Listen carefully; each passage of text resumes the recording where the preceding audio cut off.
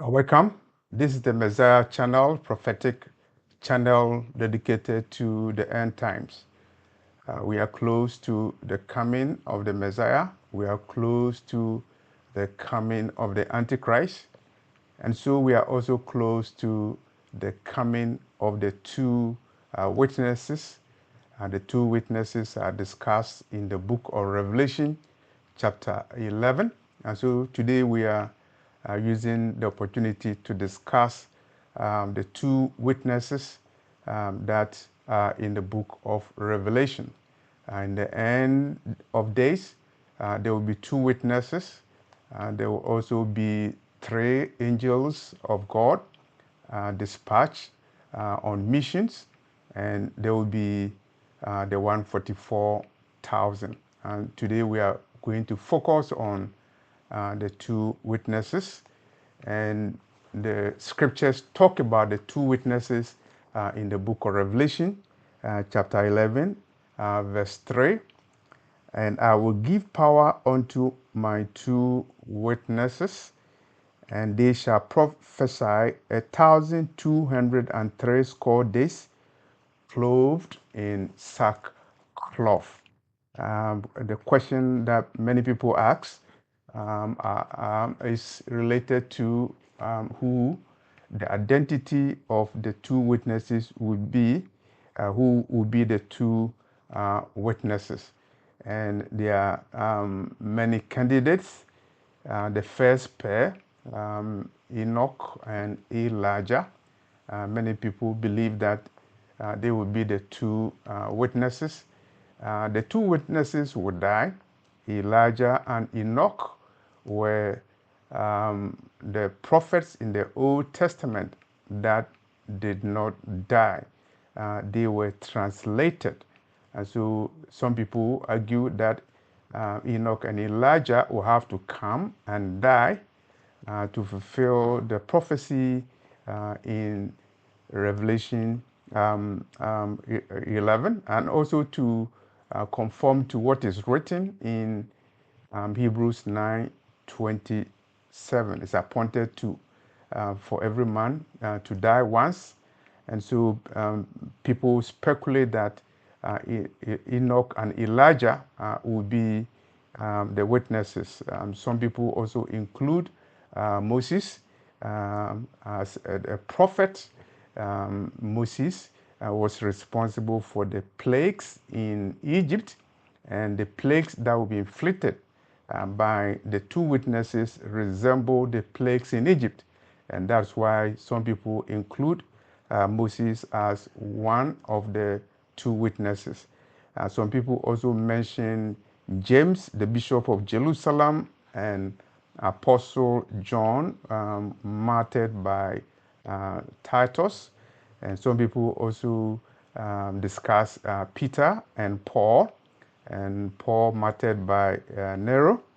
And some people also say that it wouldn't be any of those, but rather it would be two Christian prophets who are modeled on Joshua and Zerubbabel. And the question is, we are not aware of who the two witnesses would be, because they are not identified in the book of Revelation. What people are saying are mere speculations. The witnesses, who would they be? Many people believe that the two witnesses will be Jews.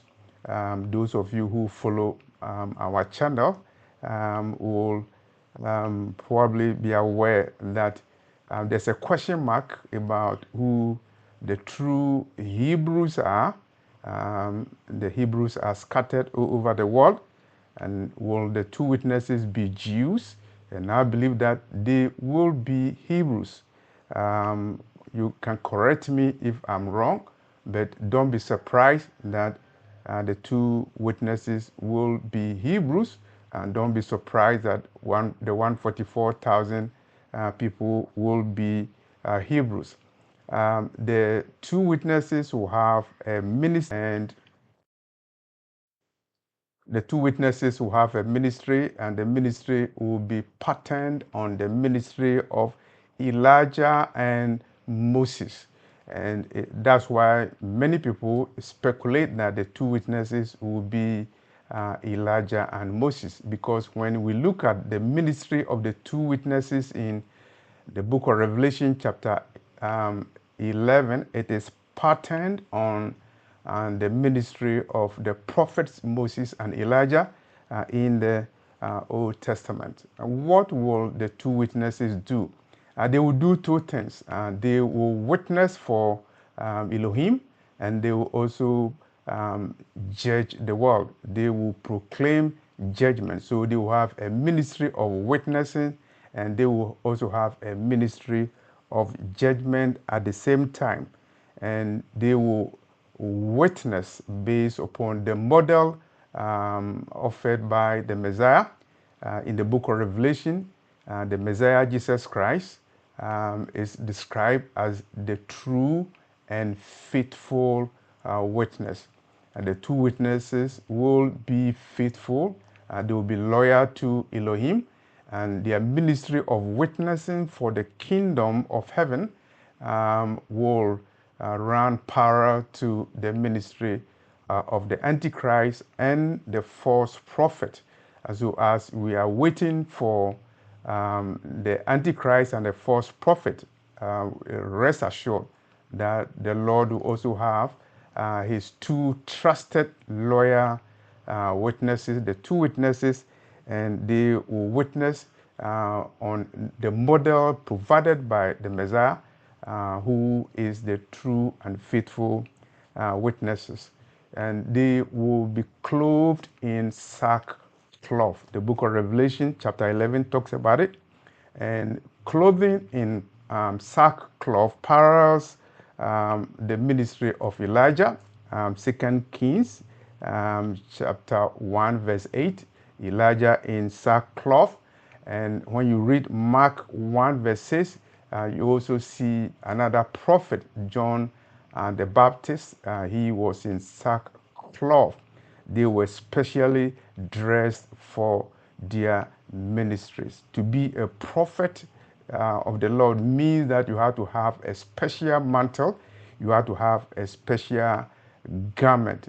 They are not coming to prophesy in Giorgio Armani shoes. They will not be in any expensive garment. They will be in sackcloth because they have a prophetic mission, and sackcloth has prophetic implication. Sackcloth implies that the two witnesses, they will be mourning for the sins of the world. They will be mourning for the sins of their people, the Hebrews, and they will be weeping at the same time. They will be weeping because of the judgment that they will be inflicting. The two witnesses will be responsible for judgments on the world, and there will be apocalyptic judgments, and the Lord will give them the power of attorney to inflict judgments on the world, and their powers will even include shutting down heaven, and so that they will not be rain. And you remember what happened during the ministry of the prophet Elijah. They will be in sackcloth. They will be weeping at the same time that they are witnessing. And they are witnessing, they are prophesying about the Lord, and they are bringing light unto the about the kingdom of heaven, and they are challenging the authority of the Antichrist and the false prophet at the same time. They will be fearlessly preaching in the face of the beast, in the face of tribulation. And so they will be like Daniel in the lion's den. And they will be king and priest, and they have proclamations, and their proclamations will be judgments on the world. And fire will destroy their enemies. And so they will be very powerful. And the Lord that they serve is a consuming. The Lord is a consuming fire. The angels are consuming fire. The Messiah is a consuming fire. And the two witnesses will be consuming fire. And fire will destroy their enemies. And as we read the book of Revelation chapter 11, we remember the ministry of Elijah. As we read 2 Kings chapter 1, where there was a conflict between Elijah and the soldiers of Ahaziah. You remember the story where Elijah commanded fire to destroy the company, the two army companies sent by the king of Samaria when he had a confrontation with the prophet Elijah. In the same way, in the book of Revelation, it stated that fire will destroy the enemies of the two witnesses. And the fire that will destroy the enemies of the two witnesses will not come from heaven. Elijah commanded fire to come from heaven.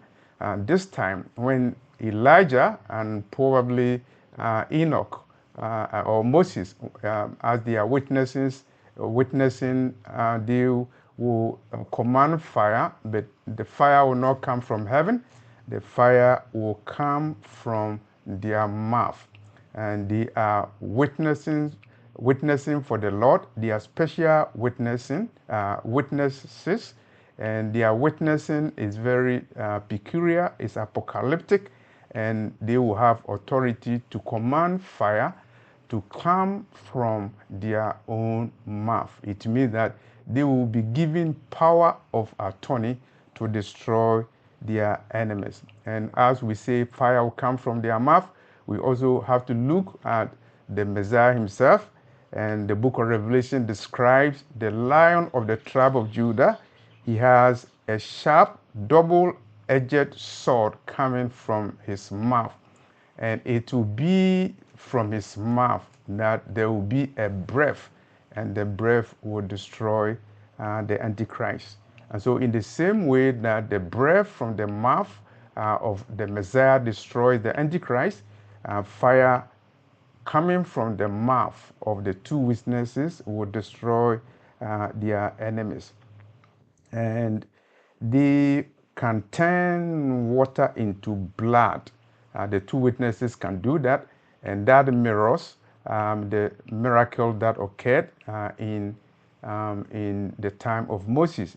If you remember the plagues in Egypt, Moses was able to turn water into blood, and so the miracles performed by the two witnesses will replicate the miracles that were done by Moses in Egypt. The two witnesses will die.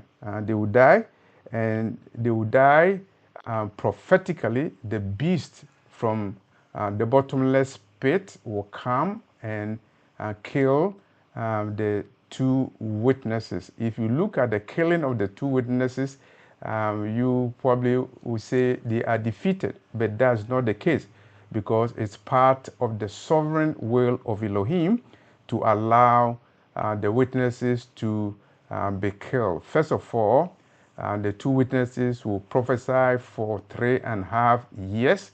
It's a very short time, and it means the Lord is in control. The Lord has predetermined the time of their witnessing. It will be 1,260 days. Calculated, it means it will be 3.5 years. And the killing of the two witnesses will be by the will of God. It will be in the sovereignty of God, because they will not be killed until they have finished their testimony. So after they have finished their testimony, after they have proclaimed their judgment, and after they have done the will of God, proclaiming the word of God, that comes without going back, without fulfilling, without going back, but fulfilling the purpose for which the word of God is sent.